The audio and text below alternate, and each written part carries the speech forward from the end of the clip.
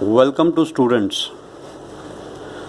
I am Rajiv Kumar Soni and I will be taking your second lecture for the chapter The Basic Concepts of Thermodynamics. Now in the previous lecture, the last topic I took was the types of processes. There were actually three types of processes: isothermal process, isobaric process and isometric process. I have told you that any state of the process is defined with the help of three physical quantities: temperature, volume and pressure. One of the quantity can be constant. The two quantities cannot be constant, because if the two quantities out of pressure, volume and temperature are constant, then the third one will automatically be constant. So only one value can be constant. If out of pressure, volume and temperature, suppose if the process is going on in such a way that its temperature is constant all the time, then that process is known as isothermal process. If the pressure is constant, then that process is known as isobaric process, and if the volume is constant, then that process is known as isometric process. So this is the classification of the process depending upon the constancy of any of the physical quantity, which tells us about the state of the process. Now in this lecture starting, there is another way in which the processes can be differentiated.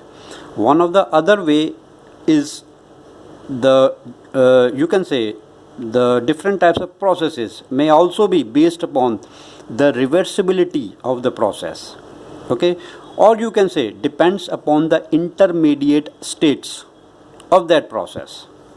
Now suppose if you take a PV diagram, now suppose this is a PV diagram. This is PV, where P is the pressure and V is the volume. Now suppose let us say this is the initial state, and let us say this is the final state. So initial and final, there must be a path joining both the initial state and the final state. Suppose this is the path. This is the path which joins the initial state 1 and the final state 2. Now in this process, if all the intermediate states are well defined or equilibrium states, then that process is known as reversible process. Equilibrium state, if any of the, suppose this is one of the state. Suppose if this state is equilibrium state and well defined state, then we can give a particular position for this state. If suppose this process is not equilibrium state, then we cannot give a particular position to that state. So if we know all the states and we join the initial state and final state, then a particular path is well defined from the initial state and final state. So this type of process is known as reversible process. Now in the second type of process, suppose this is a PV diagram for another process in which you know the intermediate state, you know the initial state 1, you know the final state 2, but you don't know the intermediate states. Okay, intermediate states, not knowing the intermediate state means that all the intermediate states are not well defined, they are not equilibrium states. If they are not well defined, then you cannot give a position to the intermediate states. But then also it will be going through a particular path, but that path will not be well defined. So this type of process you can this is type of process you can indicate with the help of a broken line. Suppose this broken line, this is a continuous line and this is a broken line. The continuous line is due to the reason you know all the intermediate states, or you can say you know the position of all the intermediate states. But in this, you know the initial state, you know the final state, but all the intermediate states are not well defined. So a particular path cannot be assigned to this process. So it is represented by a broken line, and this is represented by a continuous line. This process is known as reversible process, and this process is known as irreversible process. Okay. Now coming to next topic, that is quasi-static process. This is also important because it comes in the paper mostly every time. So as per examination point of view is concerned, this is an important topic, but it's very easy. You can read it and you can easily understand it. Now let us suppose a cylinder piston arrangement. This is a cylinder and this is the piston. The piston can move up and down like this in the cylinder. This is the piston which can move like this and this. Okay, this movement is known as reciprocating movement. Reciprocate, it can go up, it can go down, and this movement is known as reciprocating motion of the piston. Now suppose this is a cylinder, a gas is filled here. So whenever some gas is filled here, it will have a pressure, and the pressure will be exerted to all the directions. So it will also exert the pressure on the piston. Now above the piston, suppose a weight is kept here. So weight will exert pressure downwards, and the gas will, this compressed gas will exert the pressure upwards.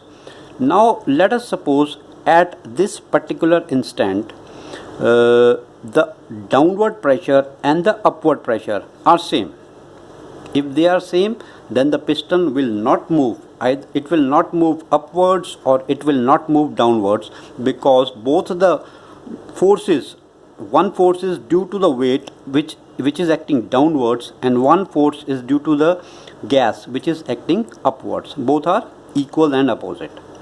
Now suppose here, if you remove, suppose you hold the weight and remove it, then what will happen? The piston will move upwards, because the downward force will become zero and there will be upward force due to the compressed gas. So if you will remove the weight, the piston will move up and it will oscillate, and then after some time it will come to rest. Okay, so this is one of the situation. Remove the weight, the piston will move up, it will oscillate, and then it will come to rest at a particular point where the upward force and the downward force are in equilibrium. At that position it will come to rest. Now if you suppose you divide the weight into 4 parts, the same weight into 4 parts. Now in this, removing only first part, whenever you will remove this first, you can say 1/4 of the weight, then also the piston will move up and oscillate and then comes to rest. Then you remove second weight. Whenever you remove second weight, it will again rises up and it will oscillate, come to rest. That means whenever you remove the weight, the piston will move up, it will oscillate and then come to rest. But the difference in both the cases is that when you remove the whole weight at a time, then the oscillation will be more. Now suppose that means if you have removed all the weight at one time, the oscillations will be more before it comes to rest. And when you remove a smaller weights, then the oscillations will be reduced before it comes to rest. So similarly, if you divide this weight into large number of smaller weights, and each time you remove one weight, then again the piston will move up. On removing second weight, it will again move up. On removing third weight, it will again move up. But whenever the weights are very small, the oscillation will be very small. Okay, the oscillations will reduce. So in this way, the energy which is spent due to oscillation will be saved and the efficiency of the process will increase. And this process, whenever you remove all the weight at a time, the process will be irreversible. And when you will divide the weight into smaller parts, then the process will try to become a reversible process. Firstly, it was irreversible, and it will approach to become a reversible process on reducing or dividing the weights into smaller parts. It will not be 100% reversible, but it will approaches towards the reversible process. So this reversible process is known as quasi-static process. So quasi-static process, you can say it is a reversible process in which the intermediate states are well defined. So when it will go up and the oscillations are very small, then that state can be well defined. But if the oscillations are more, then all the intermediate states cannot be defined. So whenever the oscillation reduces, the process will become a reversible process, and this type of reversible process will be known as quasi-static process. Now coming to the properties of system.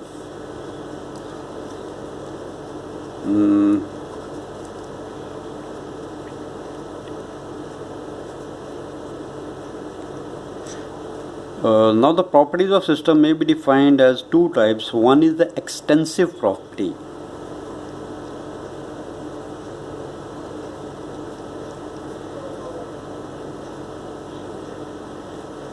and one is the intensive property.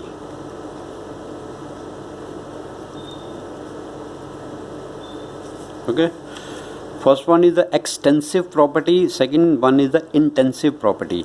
Now the extensive property is that property which depends upon the extent of any system. Extent means size of any system.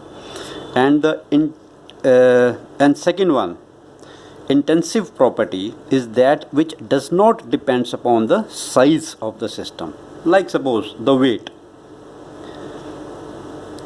If the size of any object increases, its weight will also be increasing. Okay, mass will also be increasing, volume will also be increasing. So all these properties like weight, mass, volume, all these properties are termed as extensive property because it depends upon the size of the object.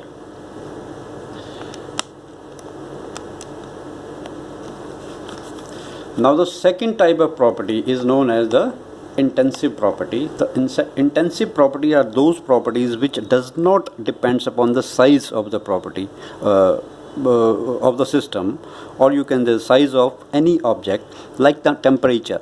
So temperature does not depends upon the size. If you reduce the size, that doesn't mean the temperature will be reduced. The temperature remains the same. So there are some properties which does not depends upon the size, and that properties are known as the intensive properties. Different types of intensive property may be temperature, it can be pressure, it can be you can say pressure, it can be velocity, it can be temperature. So these are the properties which does not depends upon the size. So these properties are known as intensive property. Now the second topic is the heat. The second topic is the heat. So this is one of the important topic in your subject, heat. Now first of all, the definition of heat. Now the heat may be defined as the energy. Again listen, the heat may be defined as the energy which is possessed by any system which can be transferred across the boundary of the system without the transfer of mass, and this transfer of heat energy is due to the temperature difference. So whenever there is a temperature difference, the heat will be transferred, and whenever there will be no temperature difference, the heat will not be transferred. So again listen to the definition. The heat is the energy which is possessed by any system and can be transferred across the boundary of the system without the transfer of mass due to temperature difference. Here the temperature is more, here the temperature is less. So the heat will be transferring from the system to the surrounding. Suppose the temperature of surrounding is more, this is suppose more, then the heat will be transferring from outside to the system like this. So heat will always travel through the point where the temperature is more to the point where the temperature is less. So this is the basic definition of heat. Now heat energy is possessed by any system by virtue of its molecular movement. This is also an important point to be remembered. The heat is the energy which is possessed by a system by virtue of its molecular movement. So whenever the heat energy is supplied to any system, the molecular motion increases, and whenever the heat energy is taken from any system, then the molecular motion decreases. So that means heat energy is the energy which is stored inside any object by virtue of its molecular movements. Now heat. Now let us suppose there is an object. Suppose the heat is being supplied to this object, due to which its temperature increases from T1 to T2. Okay, the heat is supplied. Now initial temperature was T1. Due to the heat, the temperature increases to T2. Now let m is the mass of the object. Now in this, the heat which is supplied to the object will be directly proportional to mass. More is the mass, more is the heat which has to be supplied for increasing the same amount of temperature. So heat is directly proportional to mass. Now heat is also directly proportional to the temperature difference. That means T2 minus T1. So more of the heat is supplied, more is the change in, or you can say more is the increase in temperature. So heat depends upon the amount of heat supplied is directly proportional to its mass. It is also directly proportional to the change in temperature or increase in the temperature. Now heat is denoted by Q. Heat is denoted by the word Q. So this means Q is directly proportional to M, and Q is also directly proportional to T2 minus T1. That means Q is directly proportional to M into T2 minus T1. Okay.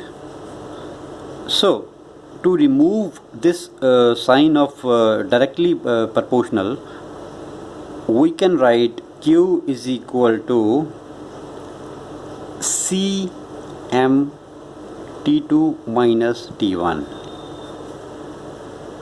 So where C is the constant of proportionality. Okay, C. So this can be in standard form. It is written as Q is equal to MC T2 minus T1, or you can also write as MC delta T. Q is equal to MC delta T. This is the standard form, where Q is the amount of heat supplied, M is the mass, C is the specific heat of that object, and delta T is the increase or decrease in temperature. If it will be decrease in temperature, then Q will be minus.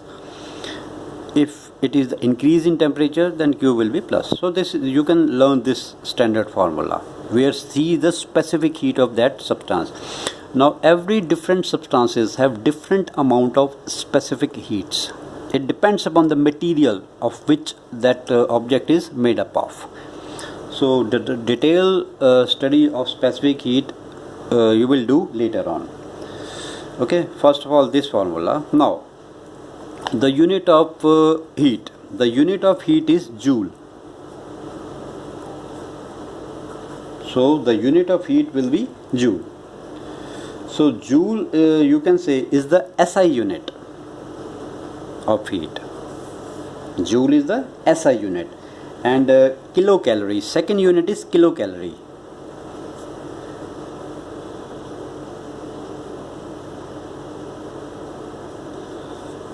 Kilocalorie, sorry, this is not K, this is CALORI, and this is the unit in MKS system. So there are basically two units, one is the joule and one is the kilocalorie. Now if you want to define these units, so joule is the amount of heat which when converted into work can do the work of 1 Newton meter. Okay, 1 Newton meter. As I have already said that the heat can be converted into work and the work can be converted into heat. So joule is the mechanical equivalent of heat. That means joule is the amount of heat which when converted into work is the amount of work done is 1 Newton meter. So this is the definition of joule. Now the second definition will be of kilocalorie.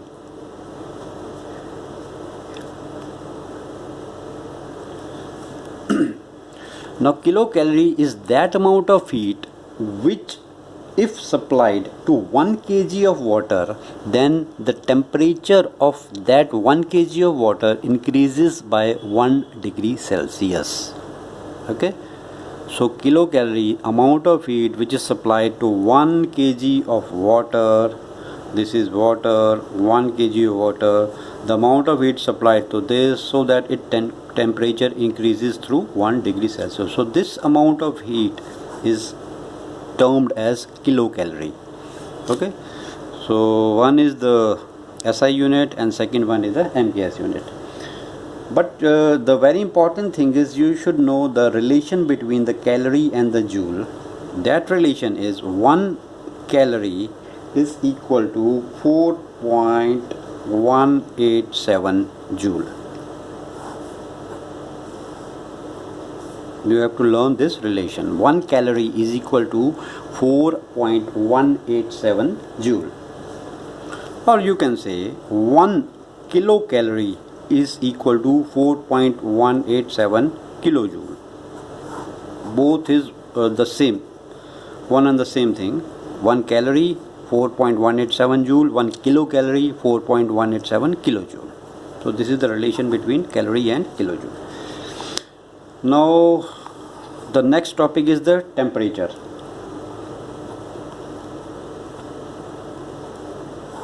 Okay, these are the some of the important topics. Heat always comes, the definition of heat, it may be a smaller question, it may be a bigger question, but it definitely comes in your paper. Now second topic is temperature. Heat and temperature are two different things. You can say if the heat is the energy, then the temperature is the measure of the energy. So temperature may be defined as the quantity which tells us about the amount of heat possessed by the object. If the amount of heat is more, then the temperature will be more. If the amount of heat is possessed by an object is less, then the temperature will be less. That means it is just the measure of the heat energy possessed by any object, or you can say any system. You can also define that it tells us about the hotness or the coldness of any object. Now the temperature is measured with the help of an instrument which is known as thermometer.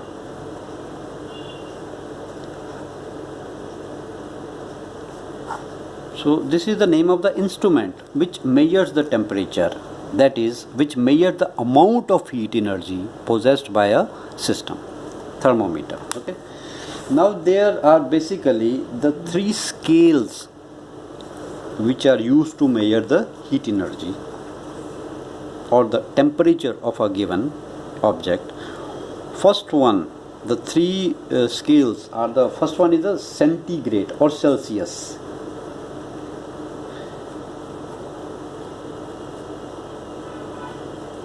The second one is the Fahrenheit.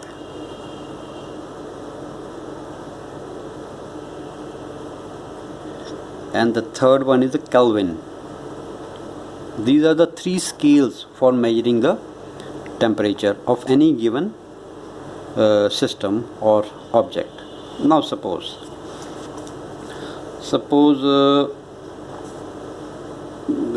this is any material.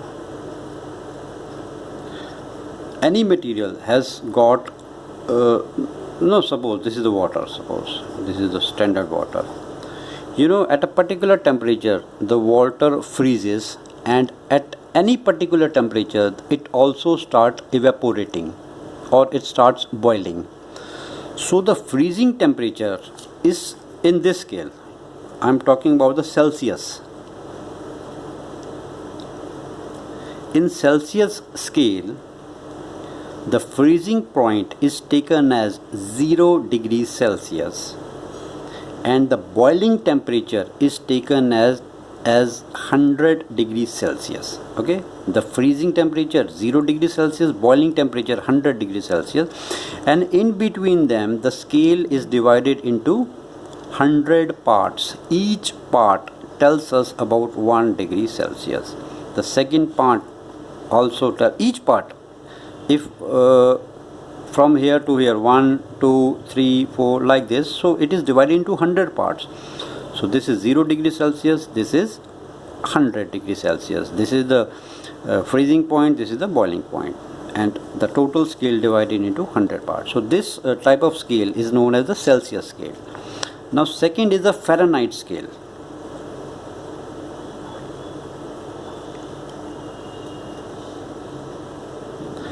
In Fahrenheit scale, the temperature at which the water freezes is taken as 32 degree Fahrenheit.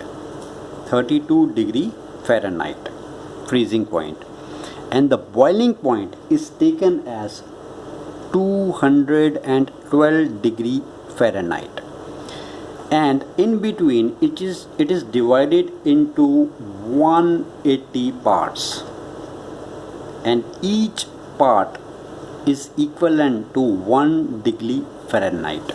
Okay, you have to only learn these two values, 0 degree, 100 degree, and in Fahrenheit scale the 0 degree is equivalent to 32 degree Fahrenheit, and 100 degrees Celsius, which is the boiling point, in Fahrenheit scale it is equivalent to 212 degree Fahrenheit, and the whole scale, this is divided into 100 parts and this is divided into 180 parts. Okay, and each part 1 degree Celsius, here each part is 1 degree Fahrenheit. These are the two scales. Now the third scale is the Kelvin scale.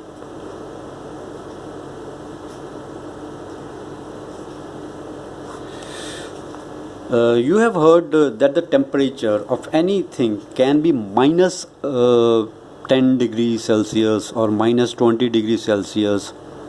That means in Celsius scale the values can be negative value. Suppose you want a scale in which there is no negative value for the temperature.